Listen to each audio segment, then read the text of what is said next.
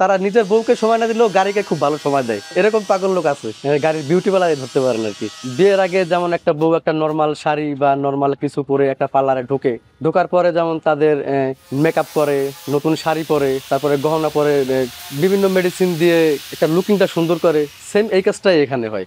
একদিন এক ভদ্রলোক একটা 80 গাড়ি নিয়ে আসছে। তো 80 গাড়ি নিয়ে আসার পরে উনি বলতেছে উনি এটাকে একটা রোলস রয়্যালস এর শেপ দিব আর কি, যেটা আর কি পুরো পৃথিবীর ভিতরে সবচেয়ে একটা ভালো গাড়ি, বা ওটা সব ওই গাড়িটা সবার কাছে বিক্রিও হয় না, তো ওই ধরনের একটা গাড়ি সে করতে চায়। তখন তারে অনেক বোঝানোর পরেও সে বলতেছে না ভাই আমার এই ধরনের এই টাইপেরই চাই। তখন আর কি করার, তারপরে আমরা অনেক বোঝানোর পরে দেখানোর পরে আমাদের থেকে একটা ডিজাইন আর কি তাকে দেওয়া হয়েছে, এই আর কি। জাপান যেহেতু ফাইবার দিয়ে করছে, অবশ্যই সে ভালো মনে করছে দেখেই করছে, যেখানে আমরাও ফাইবার দিয়ে করি। টিনের শিটটা বানাইতে গেলে একটা গাড়ি করতে আপনি প্রায় 1 মাস 1.5 মাস সময় লাগে, আর আমাদের কাছে আসলে আমরা 1 দিন 2 দিনে করে দিই। তো সময়ও বাঁচে, কাজও সুন্দর হয়, ফিনিশিংও সুন্দর হয়। অনেকে অনেক পাগল থাকে, সে চিন্তা করে আমার নিজের গায়ে আঘাত লাগালে আবার গাড়ির গায়ে টাচ লাগবে না, এরকম লোকও আছে।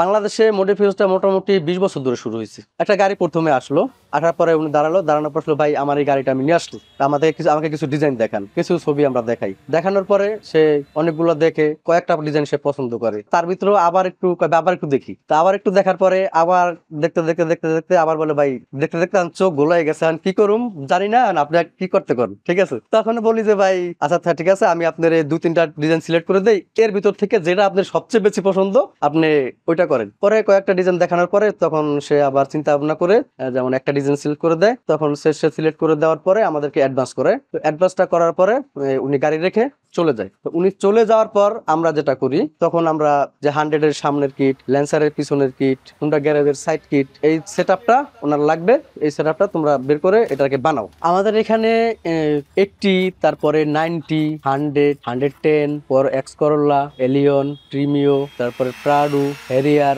এলএক্স 470, তারপরে আপনার ফোর্টাস, ল্যান্ড ক্রুজার ভিএট গাড়িও আমাদের এখানে মডিফিকেশন করতে আসে। বাংলাদেশের যত প্রকার গাড়ি আছে ম্যাক্সিমাম গাড়ি এখানে আসে মডিফাই করার জন্য। তবে আমাদের এই জায়গাটা তো অনেক শখের জায়গা, মানে এখানে তো মানুষের শখ পূরণ করার জন্যই আসে। তো আমরা চাই যারাই আমাদের এখানে আসে তাদের শখ আমরা জানি 100% পূরণ করতে পারি, এই চেষ্টাটা আমরা মানে মন থেকে করে থাকি। আমাদের কাজটা হলো এরকম, এমন ভাবে নিখুঁত ভাবে করতে হয় যে মানে একবার 19-20 করা যায় না। 19-20 হলে ভাই এটা কাস্টমার অ্যালাউ করে না, ঠিক আছে। ওইটা কাজটা আবার আমাদের করে করতে হয়, তখন তো আমাদের ঝামেলা যে আমাদের এক কাজ দুইবার করা লাগে। কোনখানে কোন ঢাইসা আছে, ঠিক আছে, কোন ডিজাইন আছে, কোন জায়গায় করা, সব আমাদের ভাই নলেজে থাকে আর কি। এগুলো সব আমাদের ডাইস ভাই, বাম্পারের ডাইস, ঠিক আছে। আর এগুলো আমাদের গাড়ির হেডলাইটের যেটা আইলিট, এগুলো আমি হেডলাইটের আইলিট আর কি।